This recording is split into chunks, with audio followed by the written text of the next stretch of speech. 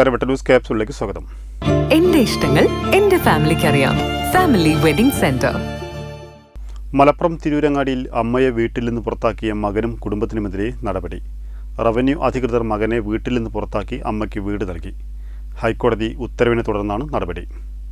തൃക്കുളം അമ്പലപ്പടി സ്വദേശി 78-കാരിയായ തണ്ടാശ്ശേരി വീട്ടിൽ രാധയെയാണ് മകൻ വീട്ടിൽ നിന്ന് പുറത്താക്കിയിരുന്നത്. തുടർന്ന് രാധ RDOയെ സമീപിക്കുകയായിരുന്നു.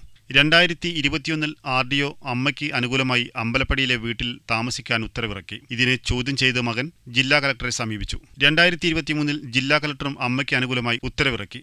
തുടർന്ന് മകൻ ഹൈക്കോടതിയെ സമീപിക്കുകയായിരുന്നു. എന്നാൽ 2025 ഹൈക്കോടതിയും അമ്മയ്ക്ക് അനുകൂലമായി വിധി പുറപ്പെടുവിക്കുകയായിരുന്നു. ഇതോടെ ഏപ്രിൽ 28 തിരൂരങ്ങാടി തഹസിൽദാർ PO സാദിഖിന്റെ നേതൃത്വത്തിൽ വീട്ടിലെത്തി അമ്മയ്ക്ക് വീട് ലഭ്യമാക്കാൻ ശ്രമങ്ങൾ നടത്തിയിരുന്നു. എന്നാൽ സാധനങ്ങൾ മാറ്റാൻ സമയം വേണമെന്ന ആവശ്യം പരിഗണിച്ച് 5 ദിവസത്തെ സമയം അനുവദിച്ച് മടങ്ങിയതായിരുന്നു. എന്നാൽ കുടുംബം വീട്ടിൽ നിന്ന് മാറാൻ തയ്യാറാകാതെ വന്നതോടെയാണ് സബ് കളക്ടർ ദിലീപ് K കൈനിക്കരുടെ നേതൃത്വത്തിൽ റവന്യൂ വകുപ്പിലെ ഉയർന്ന ഉദ്യോഗസ്ഥരും തിരൂരങ്ങാടി SI ബിജുവിന്റെ നേതൃത്വത്തിലുള്ള പോലീസ് സംഘവും വീട്ടിലെത്തിയത്. വീട് തുറക്കാൻ ആവശ്യപ്പെട്ടെങ്കിലും വീട്ടിലുണ്ടായിരുന്ന രാധയുടെ പേരമകൾ വാതിൽ തുറക്കാൻ തയ്യാറായില്ല. ഇതോടെ പൂട്ടുപൊളിച്ച് അകത്ത് കയറിയ ഉദ്യോഗസ്ഥർ ഇവരെ പുറത്താക്കിയ ശേഷമാണ് അമ്മയെ വീട്ടിലേക്ക് കയറ്റിയത്.